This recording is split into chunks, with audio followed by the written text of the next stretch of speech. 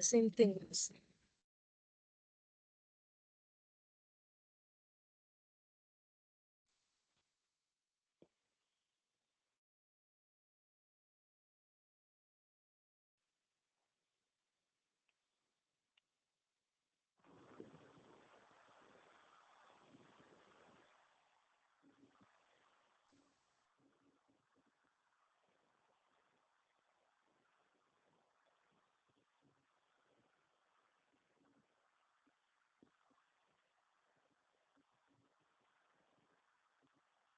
Are we waiting for the others to join? Because I can't hear anything on my side.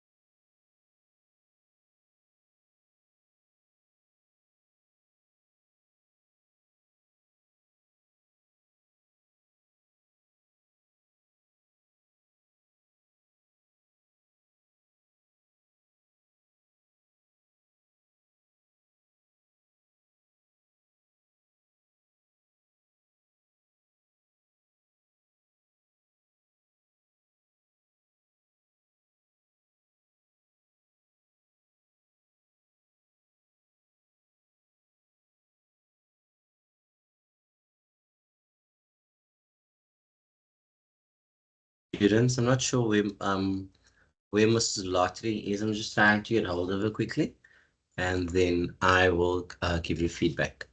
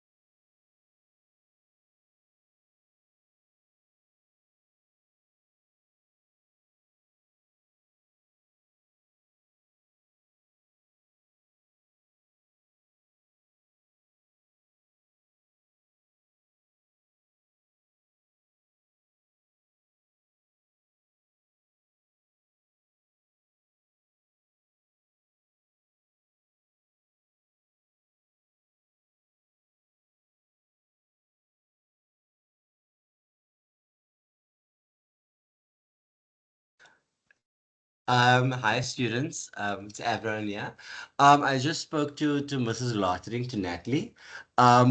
She just needs 5 minutes, then she'll be here. She completely got her times confused and she thought it was at 12 instead of at 11. So she said just give her 5 minutes and then she'll join.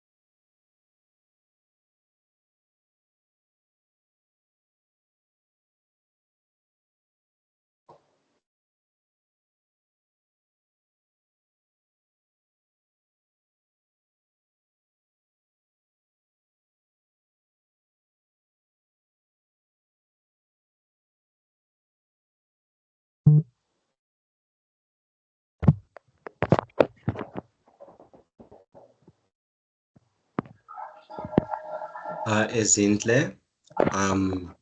I think when you join the session, you should join the session on mute. Can you please mute your microphone?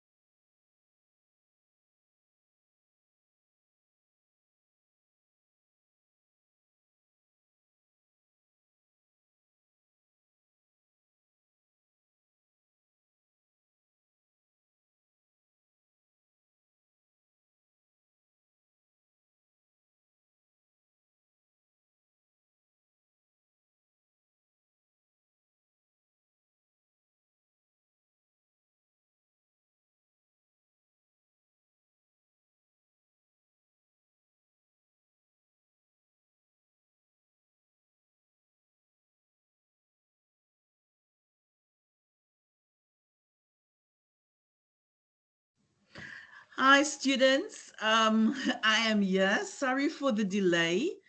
I'm not sure if I got my timing wrong, but let me let you see my face. I'm so sorry. I think I got my timing wrong for today. But hi everyone. Hi everyone. Barrier to communication. I'm experiencing that early today. I just wanted to switch this thing on. There we go. Then see if it's on. Why is it now not on? Okay, doesn't matter. I'm going to try and switch it on later on. Just give me a minute. There we go.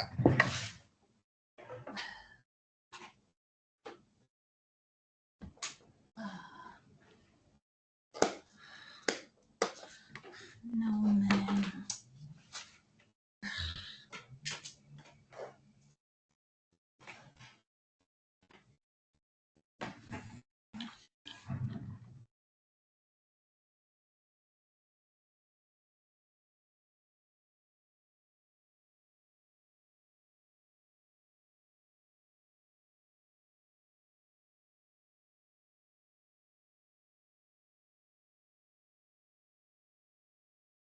Okay, I'm back. I'm back. Um, I just tried to switch on this light, which is not working at the moment. I'm not sure. I'm trying to figure out the plugs. But anyway, welcome students to the ENG1502 class. Apologies for being a bit late. I really got the timing a bit confused, but that's fine. We can attend in. Can I just ask one or two of you, Zandile, Faith, can you unmute yourself? Can you just tell me a little bit about how your day, how was yesterday and today? Faith, Zandile, I just want to do it for 5 minutes. Faith, Zandile. Yes, ma'am. Aye, guys. I'm not gonna sit here and I don't know what's going on. I feel like I'm talking to a wall. So how was your day been? How was yesterday? Just tell me something about you. My day was okay yesterday. Yes. And today? Today I'm okay, and Okay. I'm very glad to communicate to join this class. Oh, okay. Okay. Somebody was asking, is there anyone with no sound? You can hear me, hey, Zandile? Yes, I'm Okay. here, you, ma'am. Okay, no problem. Thank you so much, Masvita. Thank you for responding also, eh? Can I have Siko also just a minute? Just let me know how you are doing. I'm doing good, ma'am. I'm doing good. Hello, everyone. I'm doing good. Today I feel so relaxed Okay. compared to yesterday. So, yeah. Okay, you're feeling way better than yesterday. Yes. Okay, I I'm feel so way relax. Okay, thank you so much. As it now, is it Fiwe, hey, that I've just spoken to, and then I'm going to do a last one with Tandokazi. How are you doing, Tandokazi? Are you all right, Tandokazi? Hello, ma'am. Oh, my dear, thank you for responding. How are you? I'm good. Thank you. Oh, you're sounding so sad. Are you all right? You're really good. Or are you just telling us you're good? No, I'm not good. I just missed the class yesterday. No, but it's going to be the same work, Tandukale. Are you registered for 1501 and 1502? Yes, ma'am. No, it's fine. You did not miss anything. Guys, if you were in my class yesterday, it means that I'm going to do the same work today. You Hey, understand that? oh, okay, ma'am. I Okay, who's understand. that? Oh, I was present yesterday. yeah, you don't have to be here today again. It's fine. Because I'm going to Okay, do the same work this week with all the classes anyway. okay, Okay, understand. who's this now? Enjoy, guys. Ah, yeah, that one was clever. She came to the class yesterday. Oh. Okay, I'm going to do barriers to Enjoy, communication. guys. Okay, thank you. Bye-bye. Many people didn't receive Bye, email bye, to guys. join this. I shared the link. Oh, okay. Did you share the link? Thank you. Someone, where is this person that said something now? Many people didn't receive the link. The receive email to join this. I shared the link. I got the link from someone else as well. Okay, I'm not sure. I think everyone, you need to. I think he sends it out for the month. You must check your day. Everyone, hi everyone. Yes, I know I'm willing to respond. That's fine. I Yes. was busy replying. Okay. Um, so what happens is I extract all the data from a system called SQL, which has Okay. all the students that are registered in this region. So that is in the East London area, the Port Elizabeth area, and the Umtata area. So that's what the Eastern Mm. Cape covers. There are, I think, almost 300 students registered for ENG 1502 for this semester. So Mm. I got that, and then I sent the email for the entire semester to be in everyone's calendars. I also sent an SMS, which corroborates the number of students that are registered for the module. So Mm. anybody who wasn't here is registered or is seen as not being within this region. So perhaps they registered in the full and put their address as Cape Town or something like that. So I am. Oh, okay. The Akira says it's for Western Cape. So no, it's fine. You can share it as widely as possible. It's not a problem. We are one UNISA, so you can share it. Um, Mrs. Yeah. Lottering is a seasoned lecturer, so she's used to dealing with big numbers. Don't worry about it.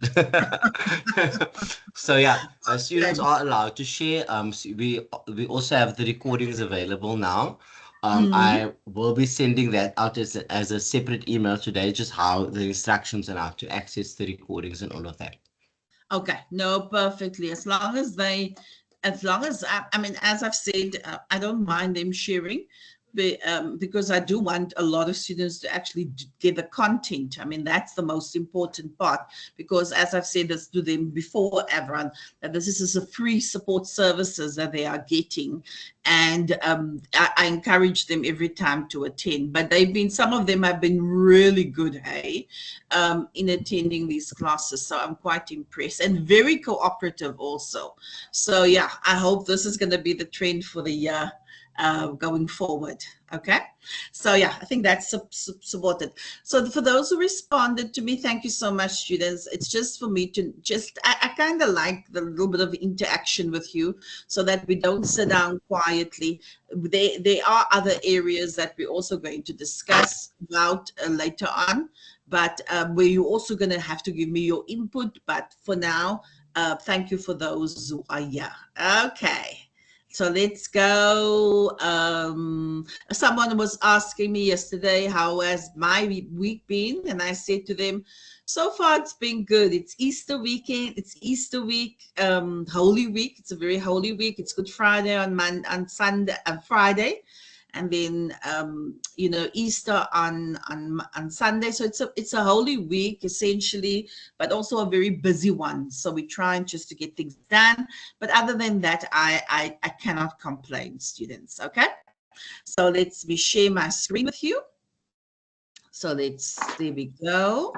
And then I'm sharing. Yes, so I'm going to go to the beginning. So just give me a minute. Can someone just shout out, yay, I can see your screen. Oh, everyone, you can see the screen? Yay, I can see your screen. Okay, Yes. perfect. Okay. So there we go. There we go. Perfect. Okay, so last week, remember that we did communication. I think I did language acquisition with you, and I did communication theory. And the reason why I did that was that I wanted you to introduce you to, firstly, I wanted to introduce you to how a child acquires a language. That was my first purpose. And then secondly, and I mean, I looked at a lot of theorists, I wanted you to understand the concepts of theory and how theories gets created via researchers and so forth. And we spoke a lot about the differences between learning a language and acquiring a language. So I speak here about you get a learning part of it, and that's normally in the schooling system but there's a difference between learning a language and acquiring a language. And the acquiring of a language, remember we said last week that there are theorists, they were called the behaviorists, and then the behaviorists were the ones that said in order for you to acquire language, you need to copy, you need to repeat. They praise the child, copy you've said, and then the child must memorize. That is how they said you acquire the language. And then it's almost like, remember, I think I told you, I showed you like a petrol station, the parent pours in knowledge into the child's head by what the child, by what the parent says, and the child copies and repeats and remembers. And then that was the behaviorist says. And then the innatist, Chomsky said, and I said Chomsky is if you're going to study English, or I have students from every discipline, I think, in this group, because I've heard now, I have law students, I have students studying teaching, some of them are doing their 4th year already, and so forth. So if you're going to study English, there's going to be this theorist called Chomsky. He's our theorist, guys. He's our person. And remember his name. And he's part of the innatist theory, the innatism. And he said, no. The behaviorists cannot describe. They just doing nonsense. They do not know what they're talking about. And then they say there's a language acquisition device. He says it's like a black box, and what basically a child learns a language just like a child learns to walk, where they start crawling and then suddenly one day they get up and they start walking. The same thing applies with language. A child just gets up. A child acquires a language. It's the same way as walking. It's their DNA. It's in their head space. There is just things that the child acquires naturally. You know what I mean? Because who says how the problem with the behaviorists was they do not understand false starts. They don't understand how is it that a child can know words. Sometimes they know words that they've never heard of before. Sometimes they make mistakes. Remember I said they would say mices. Now, how would they say mices if they never even heard the correct word? I don't think a parent is going to say, oh, it's mices. The child will say, the interactionalism, this is another theory, and they say, yeah, we believe what the United are saying, they are correct, but we also want you to take into consideration the environment. Chinese or whatever child grows up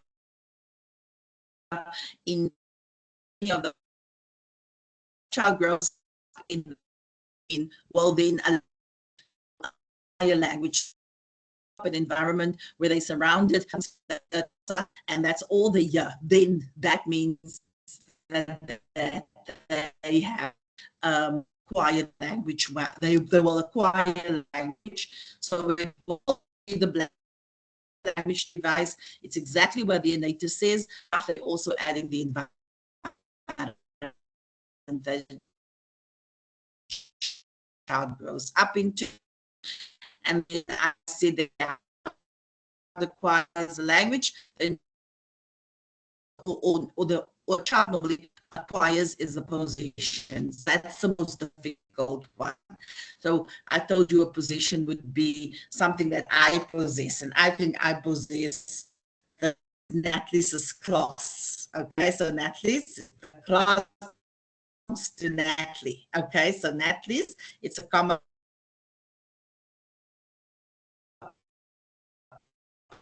apostrophe S. The apostrophe S shows that it's my class.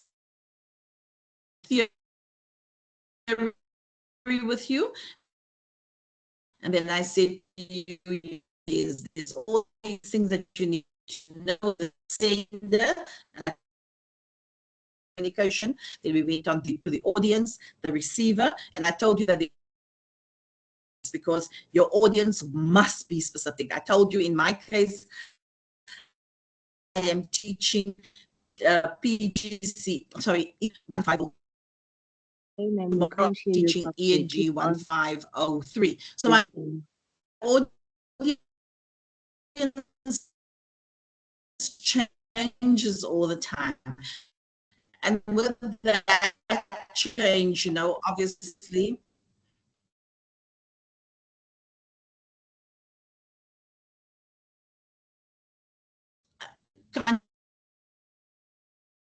hi, you can't hear me properly. We are. I can't hear you. Are breaking. I don't know whether it's a network or what. Someone just explain that to me. You can't hear me. You are breaking. Yes, ma'am, you are breaking that side. Your network is not good today.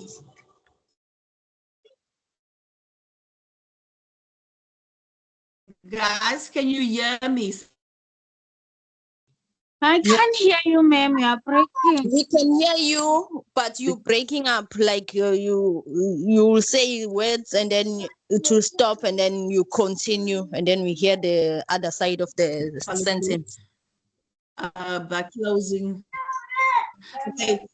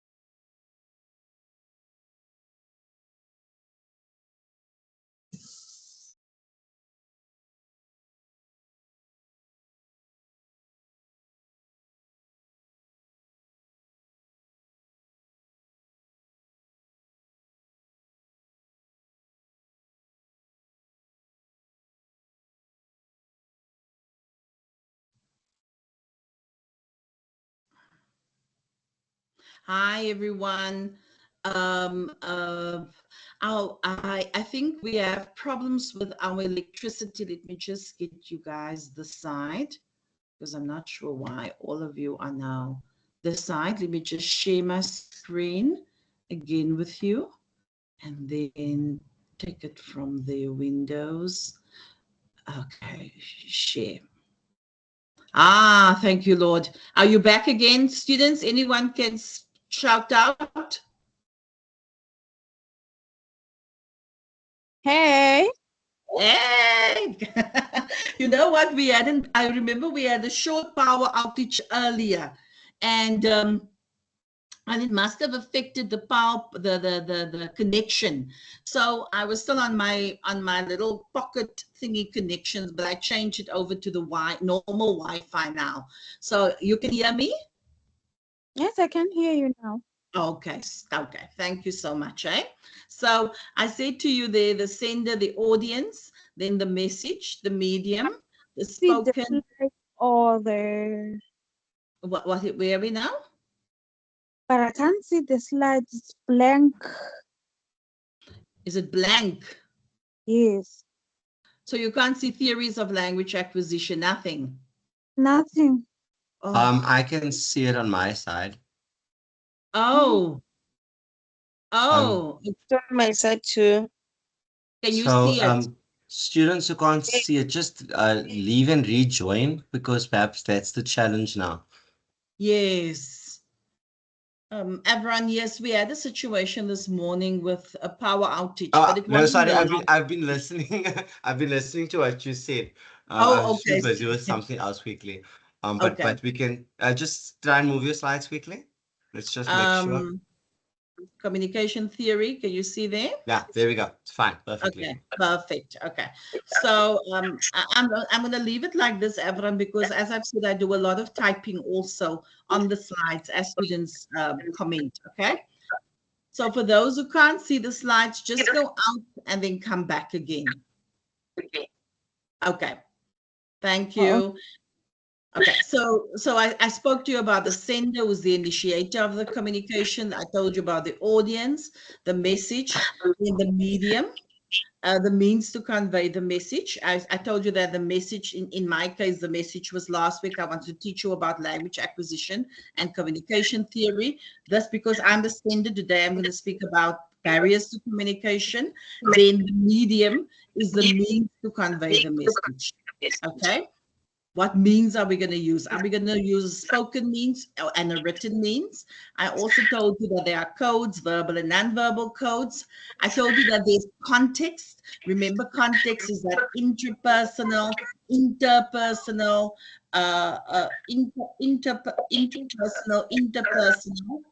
small group communication.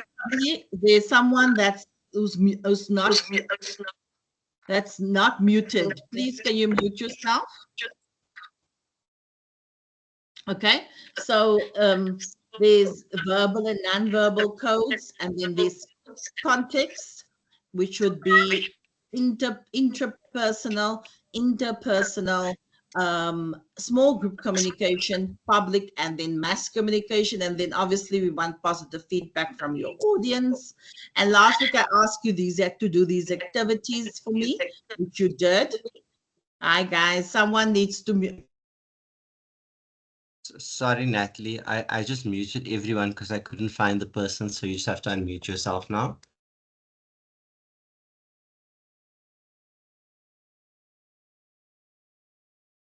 Natalie, can you just unmute yourself, please?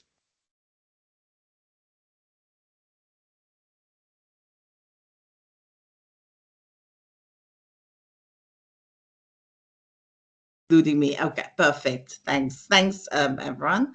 Let me go to, there we go. Yeah, so I asked you last week about these questions. Can you see? Yeah. Should the sender or the audience take primary responsibility for the success of any communication? And then why is it important to consider the needs of your audience before conveying a message? And so explain the difference between verbal and nonverbal code and identify a spoken and written medium. Okay, so we did this last week, and I said to you that on page, it will most probably be on page 8. There's going to be an activity, and then there's going to be another activity on page 10. So please write down that slide 8, you're going to do an activity for me, and on slide 10, you're going to do an activity for me. What I will do, I'll just send through the slides, and you can do the activity for next week. Is that clear? Okay. So what I want to start with, which I think is the most important part, is communication barriers today, okay? So what is a barrier to communication? You know that there's a breakdown. Remember, ultimately, if you are the sender, you want positive feedback from your audience, but you're not going to get positive feedback unless you don't know that barriers do exist. You cannot live, we don't live in a world where we just, everyone that's going to meet us is so going to love us because we are such fabulous people. No, you need to know that there are barriers, and those barriers are basically going to be there to resist, to allow for miscommunication. But if you know the barriers, you can prevent it. So what do I mean with that? Okay, this lecture examines what can go wrong in the communication process. In other words, what causes misunderstanding between sender and audience. Okay, and then there are obviously many. So the objective for this chapter is that you should be able to identify possible barriers to communication. And there are normally 6 categories that I talk about. The first one is perception. Oh my goodness, we all have perceptions, isn't that so? So the first one would be perceptual barrier. The second one is going to be language barrier. The third one is your physical barrier.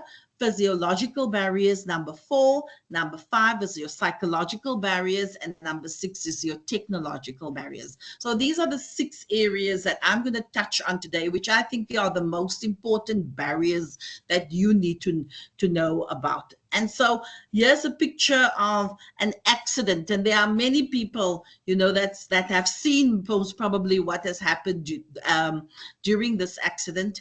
And I can tell you, because of people's perception, they might have a different understanding of the barriers here. Okay, so what do you see? I mean, guys, what do you see here? Your perception of this picture is what? This is a terrifying dog, isn't that so? Terrifying looking dog. But remember, some people's perception would be it's a terrifying dog. And then other people who breed these dogs, their perception might be, well, they are strong, they are very, they look very aggressive, but actually they're not that aggressive. So again, even if you see a picture like this, some people might have different perceptions about it. Okay, and that's really where you have to be very careful about what you allow. I mean, we can just look at political parties. We had an election and people vote for different parties because there are different perceptions of different people that they like within their party. So perceptions is something that's part of our existence. But how are you going to deal with that? And that's the most important part. Now, remember, I mentioned up here that your perceptual barrier is the first one we are going to look at. And perception is has 5 categories. So under perception, there's going to still be 5 things that I need to discuss with you. Now, remember, when I talk about these things, guys, I talk from a sender's perspective. A sender must be very aware, because remember, you want positive feedback from your audience. Your sender must be aware that not to be aware of perceptual barriers, but how are they going to overcome that? And that's very tricky sometimes, because all of us are sitting with perceptions as we are. You have a perception about me. I have perceptions about you know, I have perceptions about people. So perceptions work both ways, because some of us believe that, oh, our perception is the only correct one. Hell no, it doesn't work that way. Because as much as you have a perception about something, another person also has a perception about you. And so you must be very careful. And so perception is the process of selecting and organizing information gained through the senses. So we gain perception through the senses, and then in such a way that the information makes sense. It is a way of interpreting information or giving meaning to the world around you. So if we say that perception is the process of selecting and organized information gained through the senses. I mean, the senses would be your sense of sight, your sense of smell, your sense of taste, your sense of touch and of hearing. So those are very important areas, so we gain it differently through our senses. What we see, is gained differently. How we smell things are different. How we taste things are different. How we feel, touch, and hear things. Because perception is selective. Two people may witness the same event, experience the same sensory stimuli, the same senses, you know what I mean? But the perception of the event will differ because we are different. Okay. In fact, perception is unique to everyone, in that no two people perceive or interpret a communication transaction in exactly the same way. Very true. Maybe two or three people might perceive it, but our perceptions, because we come from such a broad spectrum of places, people, how they see things, it's very individualistic. So the first one is going to be your cultural background. 1.1 is your cultural background, and that is one under perception. Okay, so a very broad topic. So culture binds the people of a particular society together and they give them a sense of belonging. Okay, what do we mean with that? Certain cultures, in your Xhosa culture, Zulu culture, Tswane culture, every culture that you can possibly think of, they are obviously different uh, um, perceptions depending on their culture. But culture is normally a thing, it's something that people do as a society that binds them together. It gives them a sense of belonging. People of a similar culture have shared values and beliefs, shared rules of conduct, and a shared symbolic code such as language. Okay, a person from another culture would quite likely have a different understanding of what is acceptable. Absolutely true, because we come from different cultures. Okay, some, I know, in the Xhosa culture there's labolo, there's all these other things when people come. I don't know what they call it, but when they come from the bush, etc., etc. And then in Zulu, we discussed this last night with the students, where there was a bit of a discussion about polygamy.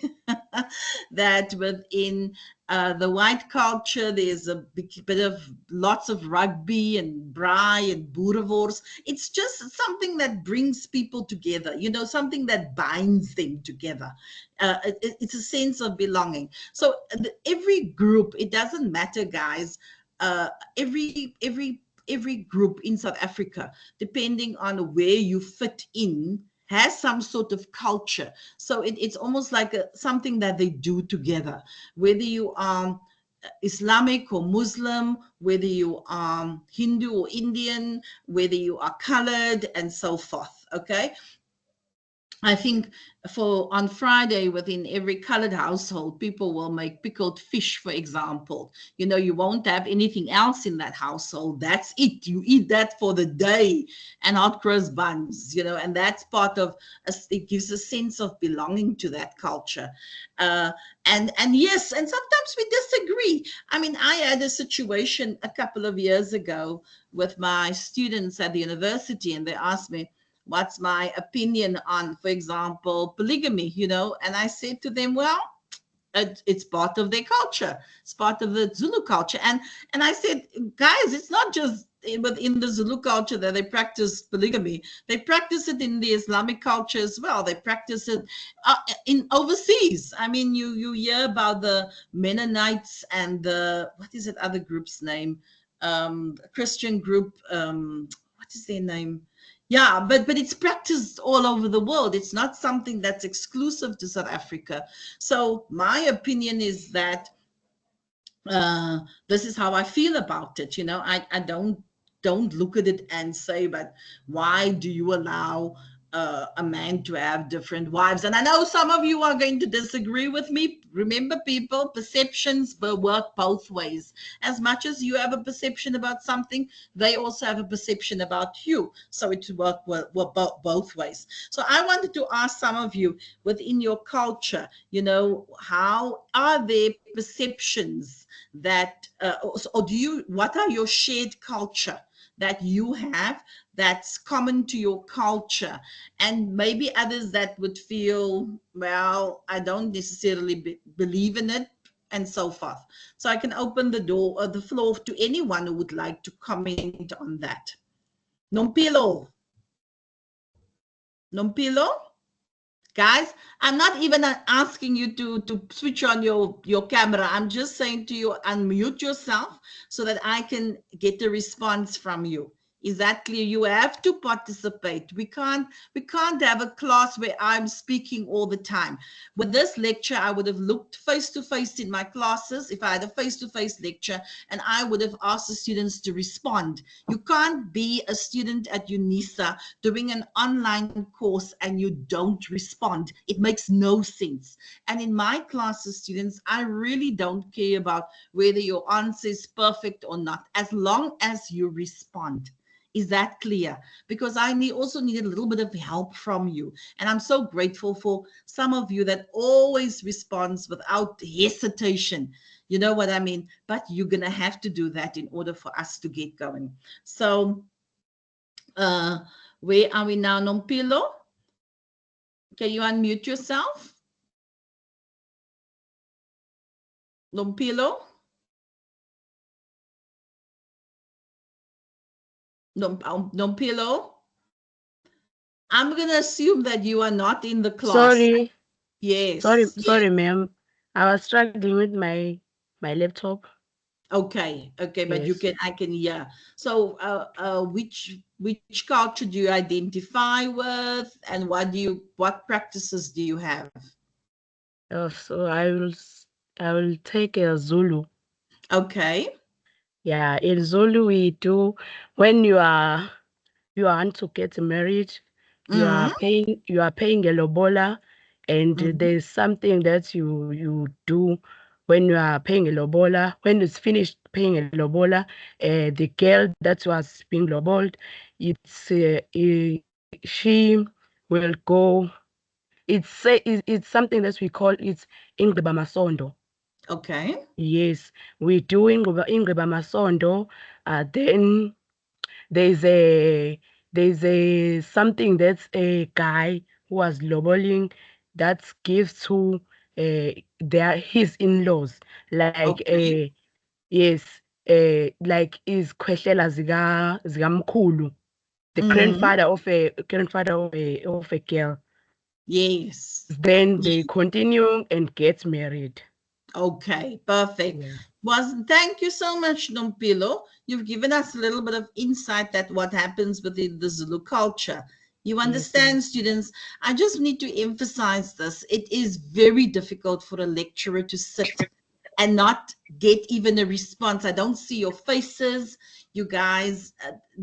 I need something from you to make this almost like a normal class. Okay. So please, yes. Thank you so much, Nompilo. Anybody else? Anyone else with a different culture that would like to speak?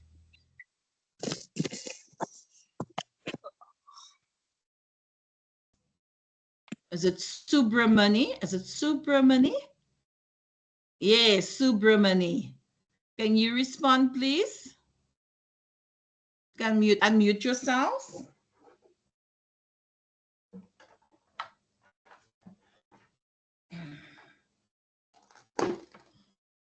Subramani, can you unmute yourself?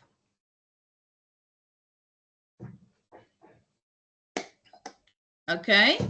Can you unmute yourself? And then we'll just ask you a few questions. Then I'm going to go further to Deneo. Deneo, can you unmute yourself? Deneo. Guys, are you in the class? Yes. Okay. Yeah. Yes, Oh, we this is are. a long Sendingosam. Oh, you've got a long name. Where are you? Let me find you. Thank you so much, my dear. Oh, but your mic doesn't work. Oh, sorry about that. Okay. Now I hear you. Uh, Anybody else? Um, oh, sorry. Who's that? That's the guy with the long name. Are you going to respond? I'm yes. Well, yes or no, ma'am. This is a bit official, but I just wanted to get some clarity. Unfortunately, I haven't been able to attend some of the classes or the classes before today. I'm not sure Okay. exactly if is this still ENG1502 because I'm paging through my. Yes, it is ENG1502. Okay, I'm not sure exactly where we are. I'm so sorry. Oh, okay. Are you not supposed to be in the, are you supposed to be in the class? Well, I am registered for 1502, and I have been doing what's the, responding to discussions and all that. Okay, okay, okay. No, that's fine. Do you want to respond to what I've just asked in terms of culture? Oh, well, I identify with Zulu. Okay. Well, so what example can I make exactly? Oh, okay. When there's something called it's disappeared now in my head. So sorry. Umemulo. Yes, umemulo. That's when the young lady turns 21. Yes. Yes, and there's some ritual that happens. They can correct Okay. me if I'm wrong, but as far as I know, is that that's when the family or the father of that young girl is almost saying thank you for Okay. Okay. Oh, I see. Thanks so much. Okay, thank you. thank Someone asked me to repeat the question. So what I'm asking you is that within your culture, I'm doing perceptual barriers. So what are your cultural practices that you have within your culture? You know what I mean? Because all I said culture is like it's almost like a shared a group of people, and then you have shared values and things that you do together, and that essentially makes you a cultural grouping, if I have to put it to you this way. And I said all people have some sort of a thing that they do together. So I wanted to know what is your cultural practices. You know what I mean? Because the idea is that we all have cultural practices, but when it comes to perception, what do you believe in? Yeah. Yeah. So anyone else? I saw Zakira. Is there some, oh, there's the Murendeni. Oh, there we go. Murendeni. You raise your hand. Where's Murendeni? Oh, Sipukazi's. Yeah, Sipukazi. Uh, uh, uh, yes, ma'am. I am Zulu. Ah, lots of Zulus in my classes. So in our culture, there is something called ubusholwa, which is virginity testing for girls and women. Yes. So it's synonymous with girls going to get their virginity tested. So it helps girls to stay. It helps girls basically to remain virgins until they get married. Yes. Yes, yes. I've seen that I've seen that practice quite well. Thank you so much for that information. I think I had others that was also, hi ma'am, so sorry, but my mic is not working. Can you repeat the question? Okay, I've repeated. Zandile. Yes, ma'am. Ah! Yes, you can Do you hear respond. me? I can hear you. Okay, I will talk about ulwaluko. Okay. Yes, ulwaluko, it happened at Xhosa's tribal, and when we are doing ulwaluko, the boys are going to the hill, and they are going there to get some teachings about how to become a man, and they get circumcised, and then when they come back, they have a big ceremonies. Yes. And the people are coming together to celebrate, uh, to celebrate that they come without any problem, because sometimes when they are going to the hill, some of the boys, they are dying. They are dying because that thing, it's not an easy thing to get circumcised. Yeah, that's what that's what I like to talk about. I'm Yes. finished. Thank you, my sweetheart. Thanks so much. Right? I think it's called, my other cultural practice is Umgidi. And this is Asipi that's now responded.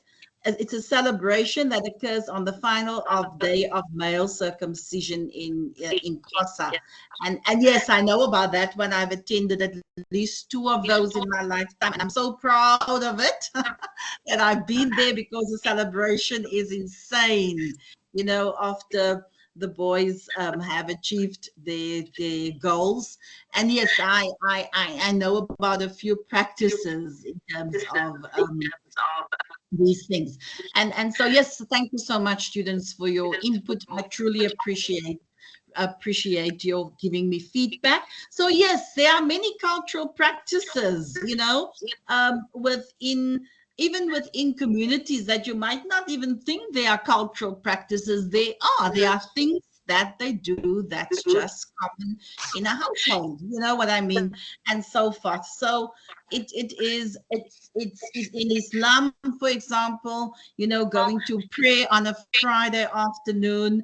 They have a certain time that they go through Ramadan and Eid and all of those things. That's part of their cultural practices that they do. So each group has a cultural practice. Now, I think someone must unmute themselves. Oh, sorry, mute themselves, please. Now, what I want us to focus on is what they call ethnocentrism. And this is a tendency of people to view their own cultures as being supreme. Yes. And that is what actually creates this cultural background perception that is so problematic. Guys, there are many things that I don't believe in. I'm sitting with students that are from the Zulu culture, they are from the Xhosa culture, they come from colored groups. Some of my students come from the white background. Some of you come from different religions. And I, as a teacher, as a sender sitting here today, you know, I'm the sender of the message. You know what I mean? I cannot have ethnocentrism tendencies. In other words, I can't have the tendency of people to view that my culture and my cultural beliefs that it's supreme. If I, as a sender, have that attitude, I'm going to get negative feedback from my audience. Okay, so as it doesn't matter what cultural practices you are at, if somebody invites you to their cultural practices, for example, if you go there with an understanding that this is their cultural practice, it needs to be respected. You understand there. So there are many things that, for example, I don't understand. And I mean, this is not just from a South African perspective. Even internationally, if you go to Thailand, the one thing that they will tell you as you are coming in, please respect the Buddha. You know what I mean? So it's almost like you go into another country, you respect their practices, their cultural practices, the things that they do together within that specific country. It's so important, because if you don't do that, guys, you're going to sit with barriers. In my situation, I have a unique situation in that I was told, for example, I'm teaching students from the Eastern Cape, and sometimes I teach some of them from KZN and so forth. I don't have a problem with that, because I always know I am never going to be disrespectful to anyone's culture. It's just not in my nature to be like that. And so it helps me a lot in not being discriminative towards anyone in this classroom. Do you understand that? Okay. So if someone asks me, like I said in the past, they would ask me what's my opinion on polygamy, or what's my opinion on lobola, and I would say to them, well, it's a cultural practice. Your perception is that if somebody pays for lobola, you're paying the wife off. They're paying for the wife. So, but that's a perception. That's your perception. You are not even in the cultural group to have an opinion about actually what is going on, yet you feel you have a perception about that. Polygamy, the same thing. It's a practice, but you don't have, if you don't want to associate or do the practice or be part of the practice, you don't have to, but respect their practice. And that's going to be the good thing about being the sender. Okay. So cultural stereotyping results, and this is very true, it results from a failure to recognize the individuality of people within a culture. So there's cultures, and then people are individuals. We can't say that all Xhosa women steals, the husbands or men. That really happened. I remember years ago a Metro DJ, Metro FM, one of the DJs said that, and they were saying that colored women stab all the men, and they're dangerous, and Muslim women are so submissive.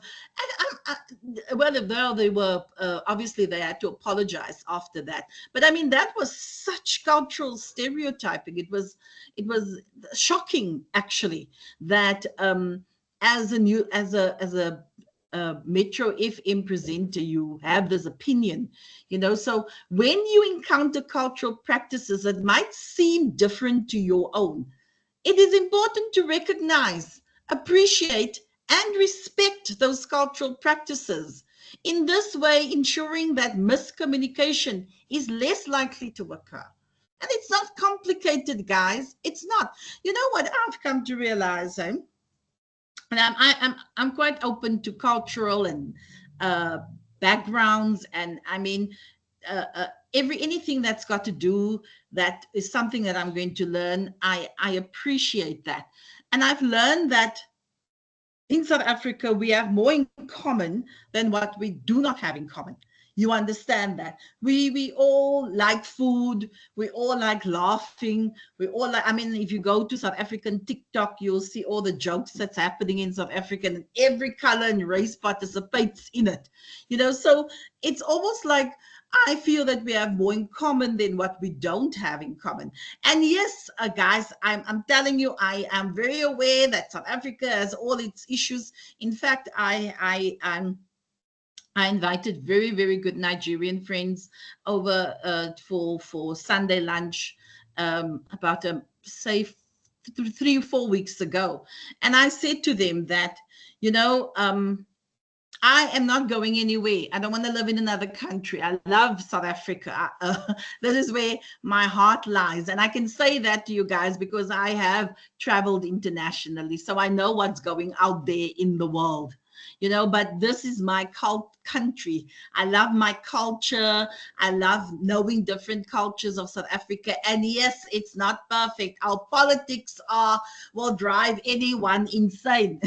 But this is where I am. So I'm very protective. So my perception is always going to be more positive than what it's going to be negative. I don't have the luxury of it being negative, you know. So I try to relate that to my people when I'm around them, essentially, you know, because there was almost like said to me that, well, South Africa is going down, and I said, yeah, but we did vote. And you know, our voting system was still legal. We still have a legal system that works. We still have a financial system that works. So let's try and sometimes just focus on the positive rather than always going into the negative sides of things. And yes, you guys, that's my perception. Yours might be different, and that's okay. You understand? If you come to me and you tell me that you have a different perception about South Africa, it's my responsibility then to listen and to be open-minded about it. Is that clear? So cultural background is that this is because each of us have had different life experiences, which in turn affect the way we see the world. As it is inevitable that people's perception will differ, you should take the necessary steps to prevent these differing perceptions from causing a communication barrier. And that's basically it, guys. We have to do that, okay? As it is inevitable that people's perception will differ, you should take the necessary steps to prevent these different perceptions from causing communication barriers. Now, under communication barriers, under perception, remember I said to you that under perception, there's now cultural background that we've done. So now 1.2 is going to be past experiences. Because we have different past experiences, we're going to have different perceptions. So 1.2 past experience falls under perceptions, okay? So a perception is learned through experience. No two people have identical experiences, so people will perceive the same situation in different ways, okay? For example, someone's unpleasant experience with a dog may make him or her always perceive dogs as ferocious, untrustworthy creatures. True. And that's one of the things that people don't understand. Not because your dog looks all cute and cuddly doesn't mean they're not going to attack you. You know, they're going to be, yeah, they're going to attack you and so forth. And some people have experienced that. So their past experiences, now because of their past experience, their perceptions about dogs have been different. Okay, so just be aware as a sender that people have had past experiences and can take that into consideration when you're sending your message. Okay, other people might have pleasant experiences with dogs. So due to your past experiences with dogs, you might have a certain perception. And I mean, yeah, some people might have encountered a dog like this, and I mean, goodness me, you know, this is dangerous. But again, some people will look at this dog and they will feel that this dog is the most cutest thing in the world. You know, they ferocious, but when they with them, they love the dog, and the dog does everything. And then obviously you get cuddly dogs, and these ones sometimes can also not be trusted because they can also attack when they're big and bulky. So again, past experiences determines your perception. Is that clear? Okay. Then we also select different things, guys. We select, it's just a sender must now. As a sender, I can't just now talk about today about just certain things that I like. I have to speak to my audience because you are from from maybe different provinces, most of it from the Eastern Cape. But what I select, if you want to prevent communication barriers, remember, guys, I'm the sender here, but I want you to think about these things when you become the sender. Is that clear? So selection is another one that differs. You select that which you want to attend to, usually what you either expect or are familiar with. For example, if you are keen on soccer or rugby, you will select media stories about these two sports. As a sender of a message, be aware of somehow including most people's selections and not certain people's selections only, or just selecting your own stuff. You understand that? As in our household, for example, my husband loves gardening. I mean, I think he dreams that he's one day gonna own a farm and he's gonna be this big gardener. You know, he loves watching on YouTube how some people build their gardens and so forth.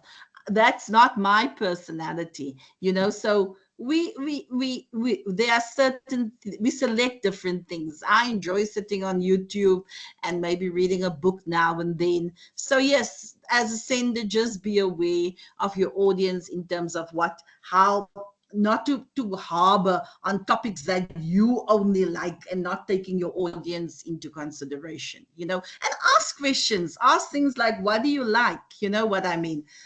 It's very important, because that gives you more insights into your audience and what they look like. When I was teaching short learning programs at companies, one of the things that we would request was, for example, people to send their ID documents, you know, so that, and the reason why we want a copy of the ID document, because there would be 12 or 15 people. And I always, as a sender, would make sure that I look at the pictures and then try and remember the names.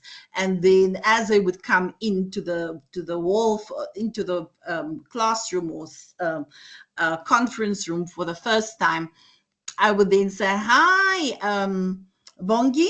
And yeah, they would be quite startled that I know their names. And it's such a nice, as a send, it's such a nice, because immediately you break the ice with the students, you know, because then they look at you. So select things, guys, that will help you with the communication process instead of hindering it. Okay. So now Maslow's hierarchy of needs is a very interesting one. This is also under a perception, very much under perception. And Maslow's hierarchy of needs says that as a sender, you need to know your needs of your audience. And sometimes, you know, I was a teacher for 9 years at a disadvantaged school, a really bad, a disadvantaged school. Then I joined the university in Port Elizabeth. I joined Stadio University, and I've joined UNISA. And I remember that, you know, especially in the classroom setup, there would be students that would come to classes and they hardly had anything to eat. You know, they are living in extremely bad conditions. And so one or two of them would eventually I would notice as a sender that this child is either, you know, not feeling well, or they just look like, you know, like life has taken a toll on them. So as a sender, sometimes you must also be observant, you know, and realize that people have different needs. Now, I always ask someone, can you answer this question for me? Where is it? Can you be hungry and be in love? Can you be in love and also hungry? Anyone would like to respond to that? Guys, Hello, can ma'am. you be? Yes. Hey, ma'am, I don't think it's possible, ma'am. I don't think it's possible, ma'am. You can't be possible. You mean there's no way? Mm-mm. Yeah. Yeah. So I agree with you. No one's gonna be hungry, because when you're hungry, guys, there's nothing else matters. You know. I find that somebody. Sorry, guys, I'm reading a comment where the person said, I'm a lost soul. I'm understanding what we are talking about, but I'm lost as to where we are with the learning from which unit. Guys, we already on week 2. So just figure it out for now. Okay. What is your name? The person that spoke. Sishle. Hey, I can see your face. Sishle, your video is on. Too cute. Thank you. Just switch it off if you want to. Anyway, guys, yes, you can't be in love and be hungry, guys. You first need to know the basic needs of your students. Of the sender must know the basic need, and if that need is not sufficiently dealt with, it's extremely difficult to expect them now to have other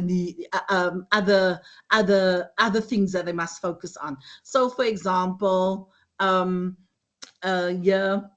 your need for, Maslow says you first need your physiological needs. So physiological need. You need air, you need water, you need food, you need shelter, you need to sleep, guys. You need clothing to wear, and you need reproduction. So those are your physiological needs. It's the basic needs. If that child is hungry, guys, some of you are going to be teachers one day, some of you are going to be English specialists one day, some of you are going to be, maybe you already are managers within your work system. But if you as a sender do not deal, if I have students and they're not dealing with their basic needs, like the need for food or water, or the need to sleep, you are going to have problems later on. Your physiological needs are the most important part. It's like, guys, sometimes when I look at what do they call it, those people that lives maybe in squatter camps, township, a very, maybe not the best conditions in the world, but really there's a fire, and people lose everything. And yes, people are controversial about that. Some of them say they set the fires purposefully, and others, no, these people are vulnerable. You know what I mean? So a fire happens, it's in a shelter, and then somehow I can't, as a sender now, expect that child to tell me, oh, ma'am, you are such a wonderful person. I like how you work. No, we can't. I can't, because my basic need is the need for food. I need to get to feed myself and my children. You understand that? So you can't expect that particular person as a sender. You can't expect that person now to go to the other needs, because if you do that, you are going to create communication barriers for yourself.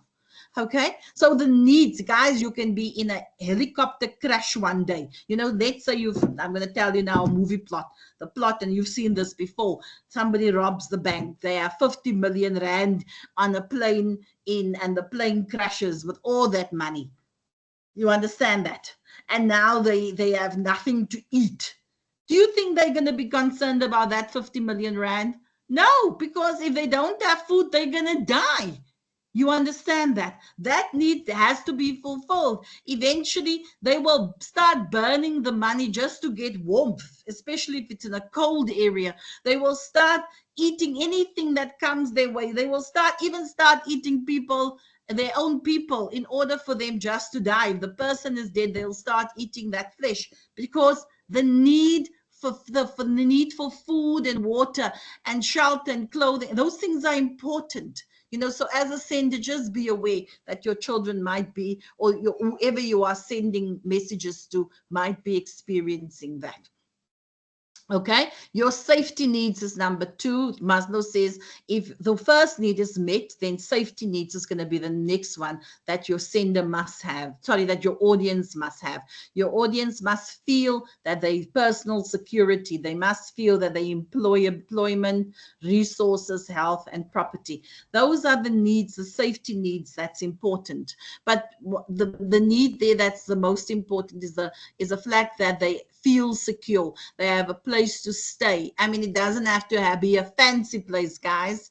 As long as you can lock your door and you feel some level of safety. Because if you feel unsafe, that's why people that lives on the street always have to worry about their safety. You get that? So you can't expect those people. The first 2 needs need to be met in order to go to the love and belonging need. And the love and belonging need, we need friendships, guys. We need intimacy. We need family. We need a sense of connection. It's part of what Maslow says. And because, guys, I mean, if you don't have those needs and you are someone that loves to be by yourself 24 hours a day, you are abnormal. You have problems. You are abnormal. There's something wrong there.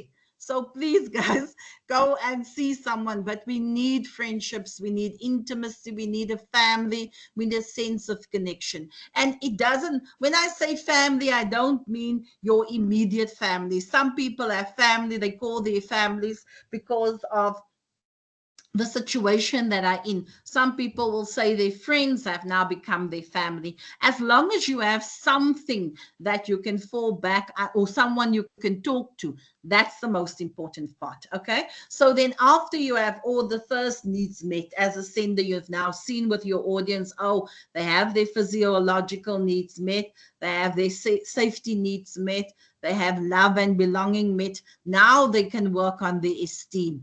You know, when you say to someone, wow, look, you look handsome today. How does it make you feel? How does that make you feel? Anyone? If I say to any one of the guys, wow, you look good today. How does that make you feel? How does that make you feel? Didile, didintle, yes. It makes you like get a high self-esteem. Yes, absolutely. All of us want to feel that way. I mean, if you look snaz, you know, you look put together, well coordinated, then and someone says to you, wow, where are you going to? You know, Zulu, Cindy, you've raised your hands there. How are you going to feel? Someone raised their hand. Yeah, you're going to feel good. You're going to feel. But I mean, if I keep on saying to you, you know, Ayi Mandela, you know, I look at your name and already I know you're going to fail. I can already, from your name, I can see you're going to fail this module. You know, you just look like a failure. And I do that over and over and over again. You're going to feel like you are a failure. You know, so yeah, it boosts your self-esteem, and we need that as people. That's what Maslow is saying, is that we need that, you know. And once, you know, we need to be respected, guys. We need respect. We need self-esteem. We need status, recognition. We need strength, and we need freedom. Those are just needs that we have. And he says, and then if all these needs have been met, the four needs, is final need is self-actualization, the desire to become the most that one can be. And if I have to practice,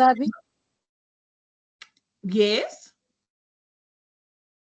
Okay, if I have to practice self-actualize, if I have to be the person as a sender that believes in Maslow's hierarchy of needs, I need to understand that my students have these needs, they have safety needs, they have love and belonging, there's esteem needs and self-actualization needs. And that is, and how have I dealt with that?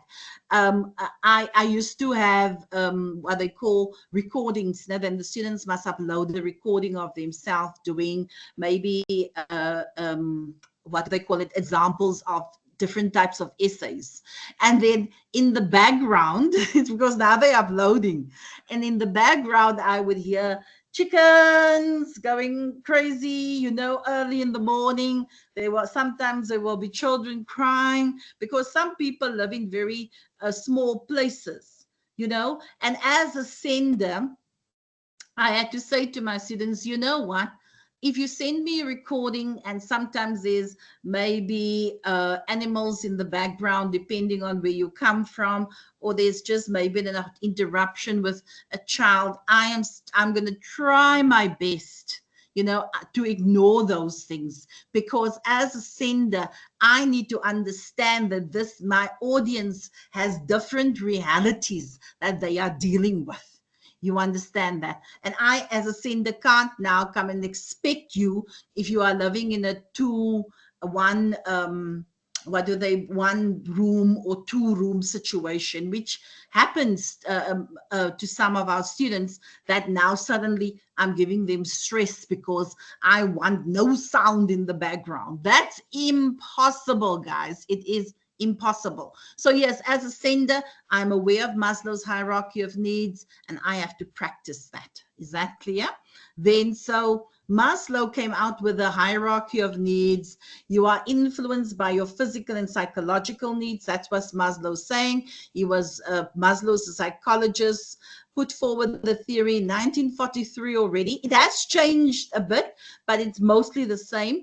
And that people are motivated by universal human needs. According to the theory, when lower needs are left unsatisfied, you know, the lower ones, it is very difficult to motivate people by appealing to the higher level needs. Okay, so that's where the question, can you be in love and also be hungry? Yes, I mean, that's the question that was asked. And someone said, no, you can't be. And I agree 100% with the person, because if hunger comes in, nothing else makes sense. It's a physiological need. It's something that you need in your body. So you can't be in love and be hungry. You get what I'm talking about there, okay? So yeah, I just put in 2 photos here where the people, a happy couple on the left-hand side, but here you have destruction, there's hunger, and you will not find them having the same attitude because their needs are different. Maslow's hierarchy says you cannot, on the right-hand side, if that need is not met, then you can't be like what's happening on the left-hand side. It's very, very difficult, okay? So the next one is under perception. Remember, the first one was cultural background. The second one was past experiences. The third one was selection. Then the fourth one was Maslow's hierarchy of needs. And then the fifth one is education. So education can sometimes be a bit tricky for me, because education and intelligence plays a major part in molding people's perception. And that is kind of true, but we also shouldn't be so arrogant to believe that because I'm a university student, therefore I know better than anybody else. I have this belief system that learning is a lifelong experience. I am an older person and I will learn for the rest of my life.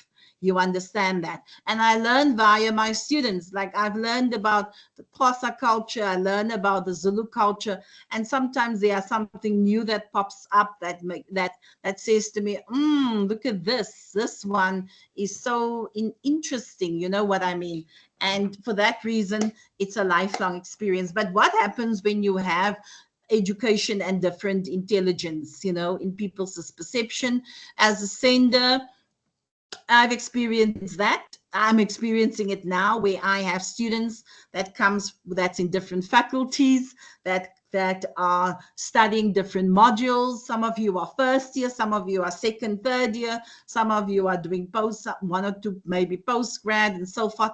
So I must be very aware as a sender, how am I going to deal with this message? You understand that, so that everyone can feel inclusive.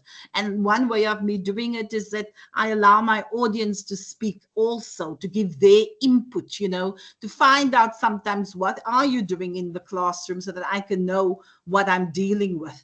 But let's say you are the sender and you are the manager of different people. So you maybe manage those people that cleans the venues, you know, they are called maybe helpers.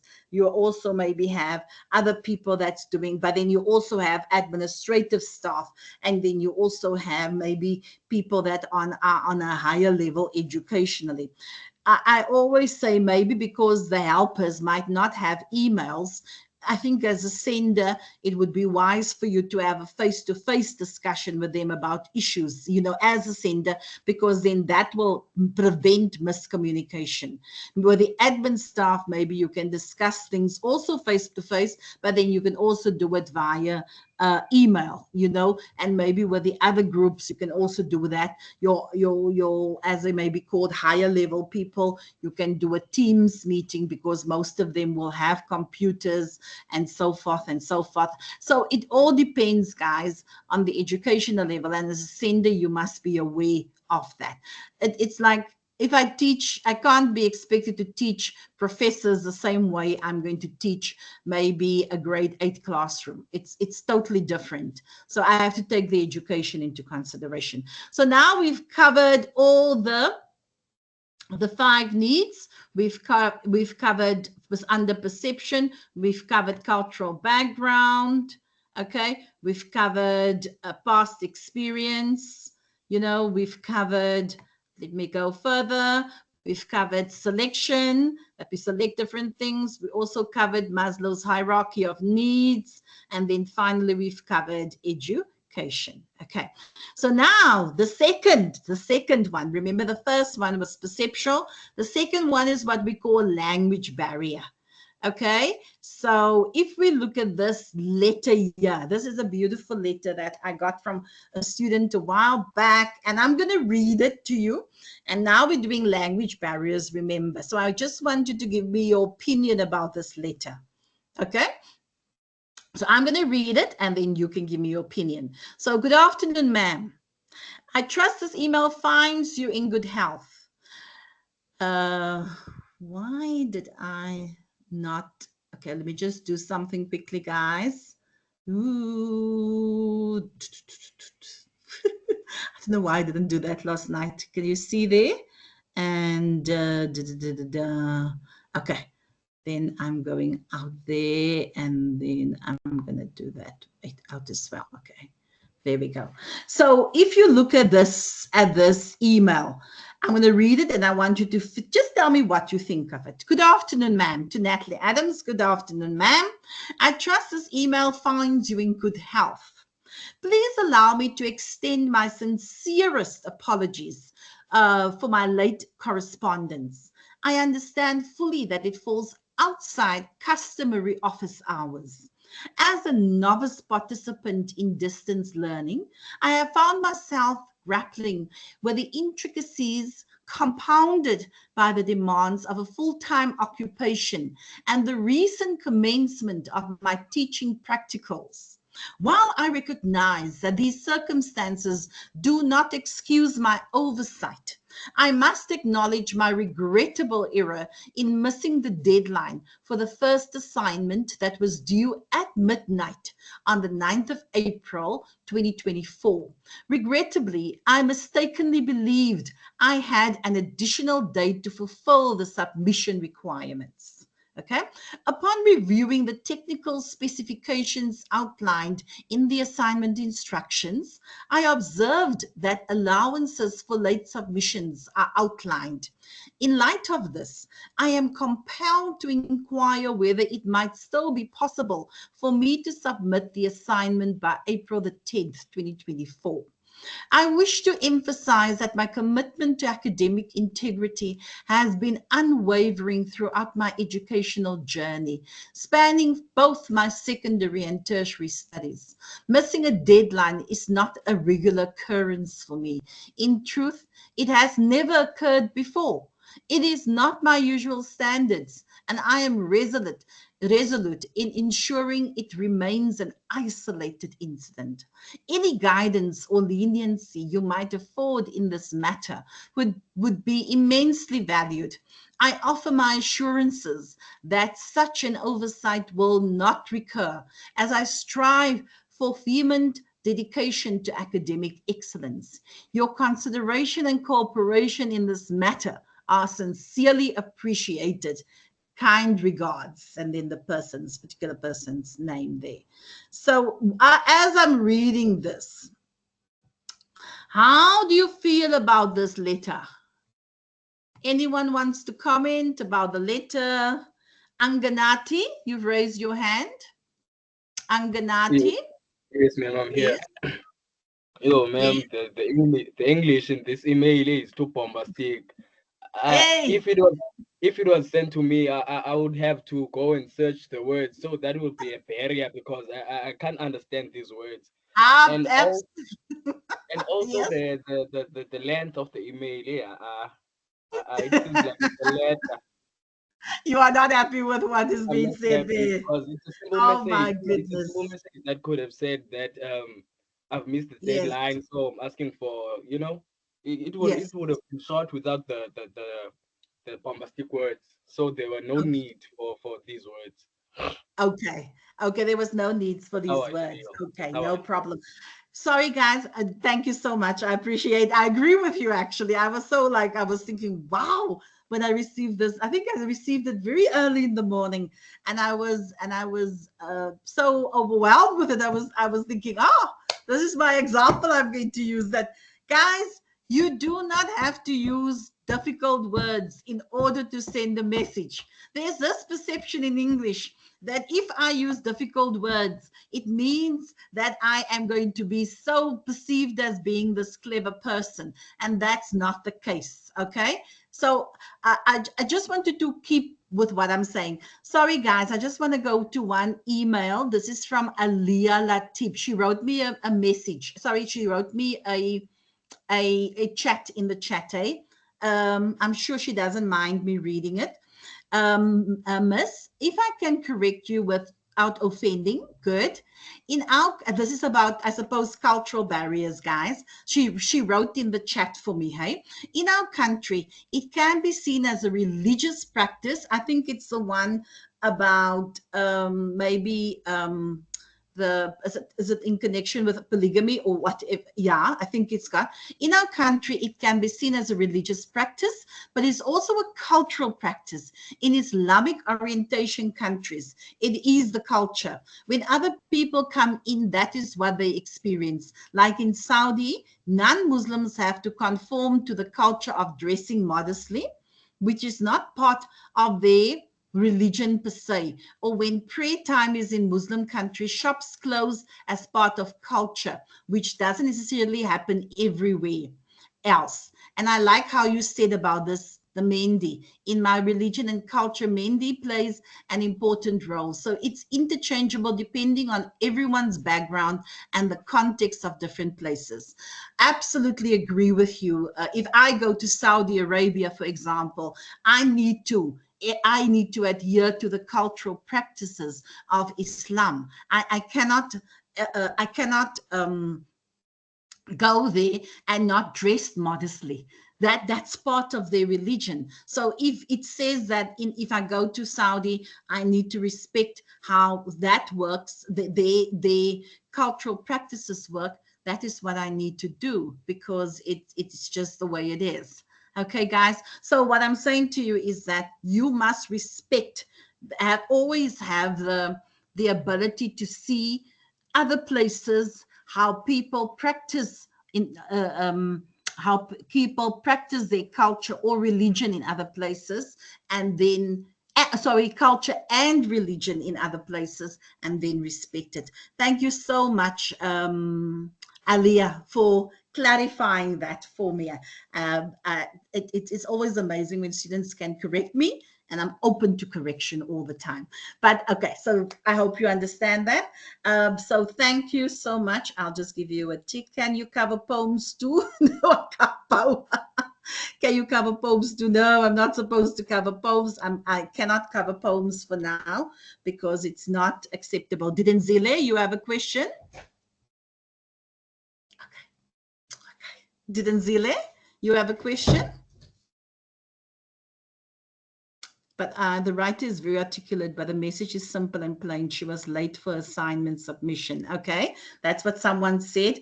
Nombuso, can you cover poems too? No, I will be covering poems later on, but I'm the academic literacy lecturer. Your own lecturers will cover poems and so forth.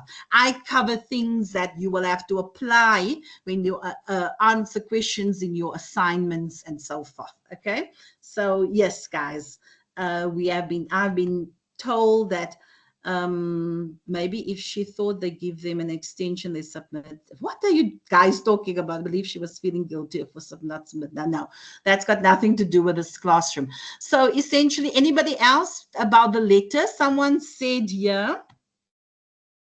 Someone was talking about me telling them eating flesh and so forth. The writer, the person says here, Sipa says, the writer is very articulate, but the message is simple and plain. She was late for her assignment. Okay, so Sipa, yes, the writer, I think she used a lot of difficult words. And at the end of the day, if you are a sender of the message, guys, I'm the sender of the message here today. I must ensure that you get the message. You understand that. I think she used too many big words, like difficult words. It's unnecessary. She could just have said to me, that, dear Ms. Adams, I would like to apologize for not submitting my ENG1501 assignment on the due date, which was Monday, the 9th of April at 12 midnight. Okay, and then she could have given me a reason why she did not submit. The reason that why I did not submit the assignment was that I was under the impression that the assignment should, the submission date was the next day, Tuesday, the 10th of April 2024. I would appreciate it if you can give me another date or give me an extension for the assignment, as I am concerned that if I do not submit the assignment, it will affect my final mark. That was it, guys. Do you understand that? That was it. So it shouldn't have been so long. So here, this person, Molefe, says maybe she thought they give him an extension to submit, hence they use the difficult. Maybe that's true. I believe she was feeling guilty for not submitting the assignment. She was just supposed to summarize the message in the email. Okay, thank you so much there.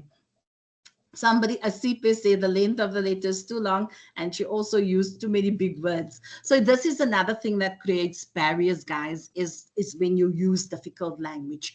It is not needed in the English language for you to use difficult words. There's always been this assumption that in the world of work, that if we use difficult words, that somehow we are now so clever. No, there's no need for difficult words to be used. You can use, I've summarized this email in half the sentences that was written, and I would have responded to her. I gave her the extension for the day because it was only for, in fact, it was a few hours that she was late.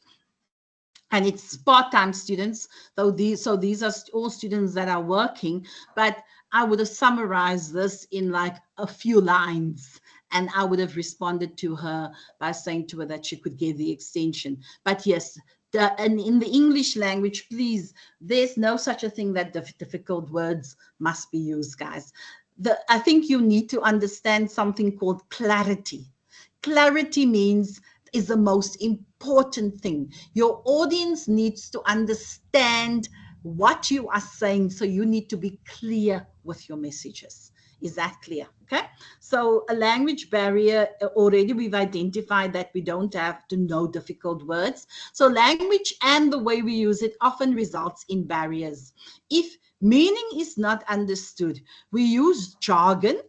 Okay. Meaning, remember, meaning is important, guys. Meaning is important. We need to know what you mean when you write. Okay, meaning if meaning is not understood, there's going to be a barrier. If we use jargon, there's going to be a barrier. If we use difficult words, there's going to be a barrier. If we use insensitive use of language, there's going to be a barrier. If we use incorrect grammar, because remember, if you use incorrect grammar, I mean, if I do this and I had a slide that looks like this, there's going to be a barrier for you, isn't that so? Because you're going to think, there should be something up there. There must be an A there. You understand? So language barriers are very important, because if you don't consider language barriers as a sender, you need to know that your audience, every time there's an incorrect grammatical sentence, that audience has to now sit back and figure out, oh, what the hell is this person trying to say? You know what I mean? So that becomes a barrier for your audience. Okay, long sentences. I'm going to talk about that. Oh, long sentences and spelling or punctuation errors. Long sentences, guys. Oh, if a sentence is going to 30 to 35, 40 words, if a sentence is like a whole paragraph, there's no full stop in that sentence, it means the sentence is not clear. There's no clarity, because you can't go on and on and on. A sentence is normally 15 to 18 words long. That's it. Full stop. You put that full stop there. And then you add an addition or furthermore, or you use transitional devices. Okay. So what do I mean with language barriers there? We're going to go further. So language barriers, meaning different understanding of the meaning of the word. So for example, these are just examples that I'm going to give to you of language barriers. So when meaning is not understood clearly, so you would have a situation, sit here for your present. So that has a different understanding. It could mean that you are expecting a gift, or it could also mean you must sit here for a short while. So you must be very clear that there's no confusion with what you are saying. So if you're saying here, sit here for your present, could mean gift or short while. So be clear with what you are saying. Rather sit here. So rather say, could you please sit here so that you can receive your gift? You know what I mean? Or can you please sit here for a little while? So, no, sorry. Can you please sit here for about 10 minutes and then I will call you? You understand that? But be clear with your messages so that we don't have confusion with what you are meaning. Jargon. I had a word called ethnocentrism. Remember when I was teaching you about cultural barriers, I said ethnocentrism is the word that where you believe that your culture is the best culture. You understand that? Your culture is the best culture. And it's amazing that I had to explain ethnocentrism to you, because ethnocentrism is very related to it's a big word, you know what I mean? But I know it will create a language barrier if I don't explain these jargon words to you. So it depends, guys. You can use jargon, your language, because I know there's sometimes law students here, there are education students, there are BA general students, there's also maybe in engineering students in this classroom. So be clear. If you're going to use jargon, use it with somebody that understands that word also. In cricket, you have LBWs. In computers, you have mouse and byte. So be clear with people when you speak to them. Don't assume that they understand exactly what you are saying. It just doesn't work that way. You're going to create language barriers for yourself, okay? So use only if audience knows the jargon, the field, even the different dialects you must also be aware of, that you can do that if this person knows the dialect and so forth, okay? When it comes to dialects, guys, is there such a thing as barriers to communication in language, dialects? Because I've once heard that, hi guys, the Afrikaans that people speak here and the Afrikaans that they speak in the rural areas are different. And or the Xhosa that we speak here in the rural areas, they speak the real Xhosa. They speak the high one. Can dialects be a problem sometimes in certain areas? So a dialect, maybe a dialect is when you speak the same language, but because of where you're coming from, you might have different ways of saying certain words. So that's a dialect. You're still speaking Xhosa or Afrikaans or Zulu, but it's just because of the province that you are in, then dialects might differ. Do you think that dialects can sometimes be a language barrier? Anyone wants to try?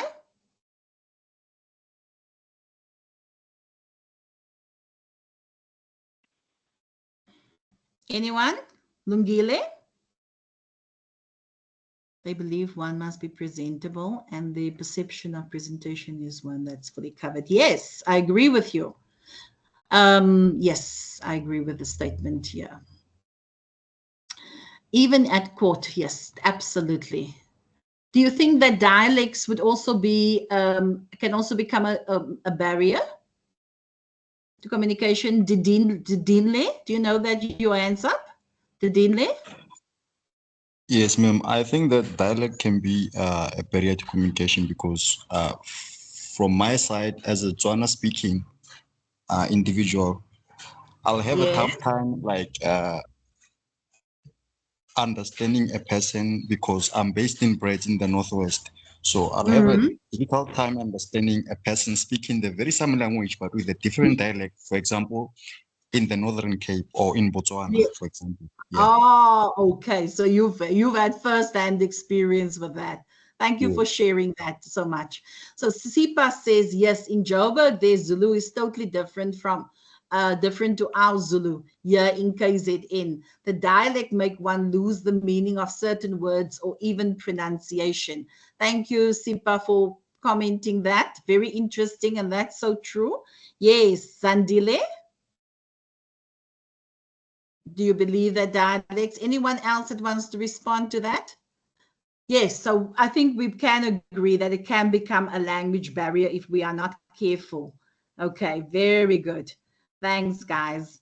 I appreciate it. So the language barrier there. So other language barriers would be long sentences. Yeah, guys, you lose track of meaning, transitional words, So for I was actually watching last night. I was watching YouTube, and then somebody sent a tweet out. I won't mention the person's name, but it's a president of a country, and they were reading the tweet, and I remember saying to my husband, "Oh goodness me, that would be a perfect example of a long. I mean, it was a long tweet. There was no stopping it.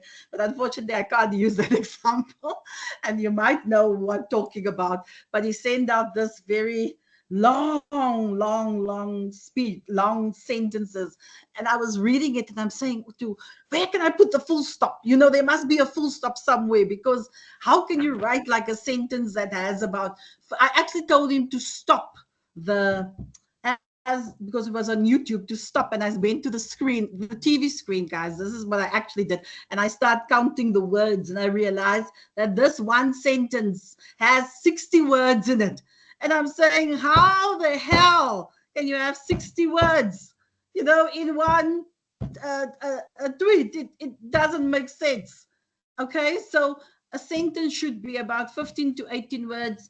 If it goes to 30 words, then you already know you're in trouble. Because if you don't, as a sender, if you do that, guys, it means you're going to lose meaning. The people are going to get confused with what you are saying. So if I say to you, Natalie is teaching the ENG1504 two students on a Tuesday from 11 o'clock till 1 o'clock, and she also teaches the ENG1502 students on a Wednesday, and she also she has informed us that she loves teaching these students, and she also enjoys listening to music, and as well as you know what I mean. You put the full stop somewhere, guys. You say Natalie, and Natalie is ENG1502 lecturer, and she teaches these students on a Tuesday from 11 a.m. to 1 a.m. Full stop. 11 a.m. to 1 p.m. Full stop. Yeah, full stop. In addition to teaching, she also teaches ENG. So you use the word in addition. That's a transition word. You use the word furthermore. You use all those words, but you have a full stop somewhere. Otherwise, you're going to lose meaning. You understand that? So put full stops, and I'm going to do transition words with you later on. I'm sure most of you know about it, but I'll just do an exercise on it when I do paragraph writing as well. So then what I also am going to, what that you also have to be aware of, obviously spelling errors, guys. It's a barrier if you can't spell. I mean, sometimes you guys spell so badly that not even the computer can pick up what you are saying. So be aware of spelling errors. Punctuation errors, like using commas incorrectly, etc., can change the meaning of a sentence. And here I have a sentence. Can you see here how the meaning have changed? Like woman without her man is nothing. Then I have woman without her man is nothing. Can you see it's the same wording?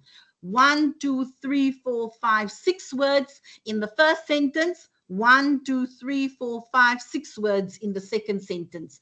But just by punctuation, I have changed the meaning of these two sentences. So punctuation is important, because the meaning of the first one is that woman, comma, without her, woman without her is, sorry, a woman without, woman without her man, comma, is nothing. So a woman without her man is nothing. That's what the first one says.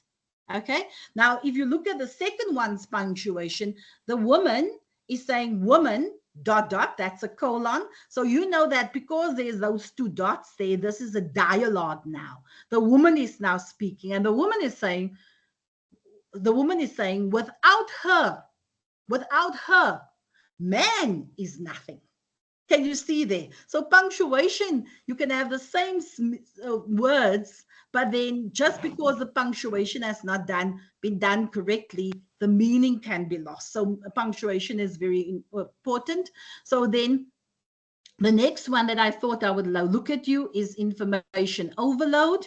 If someone is given too much information at once, this is also a language barrier. They might get overwhelmed and miss key points. And that happens a lot, guys. I'm not very fond of 3-hour lectures. I can do 1.5 to 2 hours, but 3 hours, because I feel that sometimes I'm just going to lose you guys if I do it for so long. Okay. So information overload is a very good one there.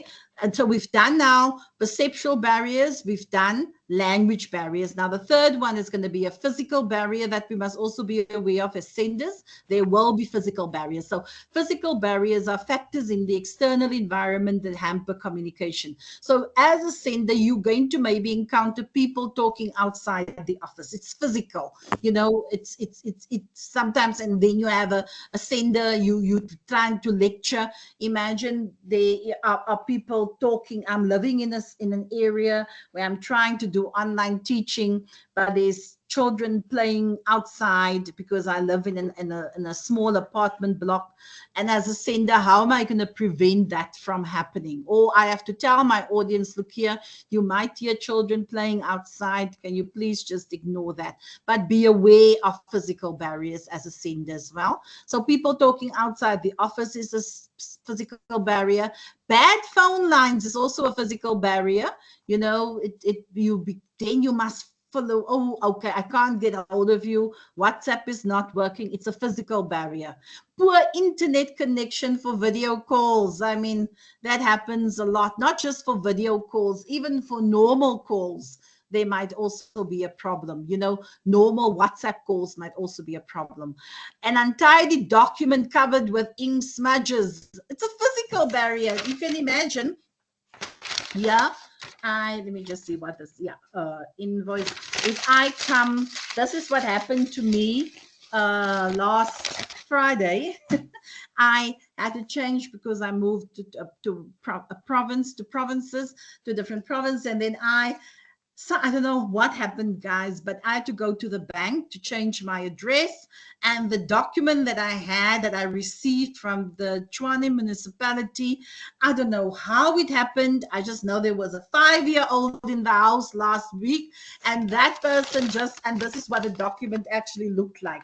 And I remember, and my printer was also giving me problems. You know, I have a small printer, and I wasn't going to have enough time to even go to Postnet, and I went to the office to FNB, and I remember saying to the person, I am so sorry that this document looks this way, because I was just thinking, oh my goodness, what is this person going to think about me? You know, because I know this is what I call a physical barrier. And luckily, I was speaking to the audience, the lady that helped me. Oh, she was wonderful. And she just said, don't worry, I'll make a copy for you. And then she made a copy, and then all was well. But an untidy document, guys, is also a physical barrier. Another physical barrier would be small lettering, where you write so small that people can't see what you are saying. Okay, even if you type in a very small font, you know, it becomes a problem. Weak internet signals, that's also a physical barrier. The lack of data is a physical barrier, guys. You must, as a sender, be aware that your data is up to you have enough data. And then physical distance, no face-to-face interaction. And that's normally what I experience sometimes is a physical barrier when I have to teach you and I can't see your faces. It's something that I am still battling to get used to. But yes, it's a physical barrier for me. That's why I sometimes like it when you unmute yourself and you have a bit of conversations with me, because at least I hear your voices. But it's definitely a barrier. But as a sender, I understand because of the online teaching that we currently have. The psychological barrier is now number 5. So we've done perceptual barriers. We've done language barriers. We have done, what is the other one? We have done physical barriers. Now we're going to do, so this is not actually this would be number 4. Okay, so we've done, sorry about that. Psychological barriers would be those experienced in the mind. Some of you might be bored listening to me. Or let me say, as a sender, some people, I'm aware that some people would, like somebody was just asking me, can't I teach you poetry? And I said, no, I'm not allowed to teach you poetry because you must apply these principles to your poems, to your exams that you are going to, your assignments that you are going to submit, and so forth. Your poetry is for your poetry lecturer to come in and teach you poetry. Do you understand that? I would love to help you with poetry. It's something that I enjoy doing, but it's not part of my teaching code, what are the objectives that I was given. So I can't teach you poetry, guys, okay? So psychological barriers are experienced in the mind. Boredom. So some of you as a sender, I must be aware that boredom can come in, or you might just have a bad attitude. You don't particularly like what I'm teaching you, and it's okay for me as a sender to be aware that there are psychological barriers, okay? And then a few other psychological barriers would be, a few other. So this one would be 5, okay? So the last one is going, no, we just have another one to do, then I'm done. Your physiological barriers are experienced internally, okay? So physio, physical, okay? So remember the first one was a physical barrier. Physical means noises, short lettering. It's a physical, but this is physiological. Physiological is in the body. Okay, so physiological barriers are experienced internally. These are physical disabilities or health issues that affects communication. For example, hearing loss, speech disorder, vision impairment. Sometimes you are experiencing fatigue, or illness can make it hard for someone to communicate effectively. So as a sender, if you find that someone is experiencing a physiological barrier, how are you going to deal with it? Okay, so you can also have hunger is also a physiological barrier, and then a headache. Fear and anxiety can also be a physical barrier. I, for example, here we have a language barrier with communication. Can you see there? Because it's spelled incorrectly. But I've had situations at universities where I had to encounter students that would be, they have disabilities, they are either blind or partially blind, or they might experience problems with hearing and so forth. And then, I will just have these students end up in my classes. And I'm not even exaggerating when I'm saying this, hey? I've not received an email from them, from the disability unit. I just see that the person that's maybe blind or partially blind will give me a mic, and suddenly I have to now talk in the mic, and I have to talk to my other students. And then as a sender, I have to be like virtually think on your feet. And I would say to myself, okay, how I'm going to deal with this situation. And instead of me throwing a tantrum in front of the student now, but why you were not supposed to, you were supposed to send me an email. I normally just take the whatever they've given me, maybe a recorder that they've given me, and I would keep it in front of me, and I would speak, like what they would have expected me to do, because I remember I'm still the sender of that message. And these are people with maybe disability issues, and I will speak to, like, be the sender, understand that my audience already experiencing major difficulties, having had a disability, but then try and speak, and then later on, I will then phone the disability unit, I will email the disability unit and explain to them that this is the situation. I have now encountered this barrier. What can I do to prevent it? Okay, so you have to just think on your feet sometimes. The last barrier that I'm going to do with you is technological barriers, and this is the one that you might know. With so much communication happening through technology, if technology fails, that is a barrier. It is so true, guys. It's a barrier. It's a huge one. And it's something that we will have to live with for now. Crash computers during a presentation or using outdated software that is not compatible is a barrier. Also, not everyone is tech savvy. That's so true. I'm not tech savvy, guys. I'm not someone. I don't say that I know everything that goes on with technology. So I had to go to YouTube. I had to find ways of getting myself around certain things to become more tech savvy, but people are just simply not. So some might struggle with using communication tools properly. I mean, at the beginning of the session, we already had a technological barrier where my slides were not moving. You know what I mean? Some people they had to go out and come in again. What I've learned now as a sender of a message is not to panic, because initially I always used to say, oh my goodness, I don't panic. I go into calmness because I'm aware that there are technological barriers, and I go in, I go out and try and then do it that way. But that is the best part. So finally, strategies to overcome barriers. Use clear, simple language and active listening. Very important, guys. You can see that when I teach, I do not use the difficult words. Why?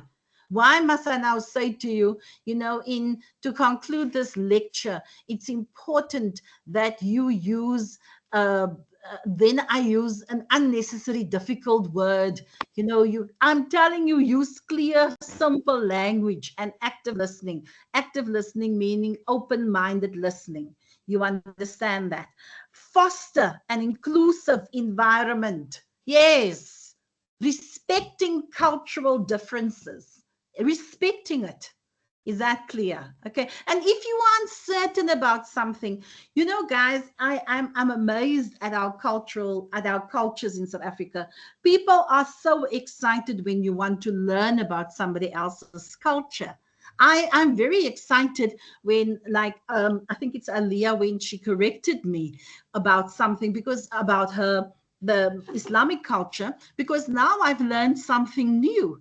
I'm not offended by it. In fact, now I can use what she had said, and I can transfer it maybe to another class and say to them, this is what one of my students mentioned about the religion and culture. You know what I mean? And use that as an example. I can use what some of you have said about the Zulu culture or the Isi or the Xhosa culture or any other culture.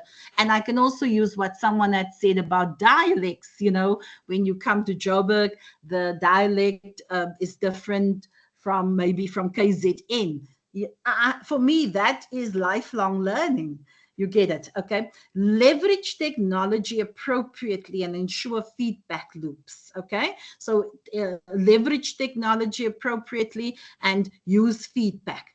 Address physical and psychological needs to create a positive atmosphere. And what should a good communicator do?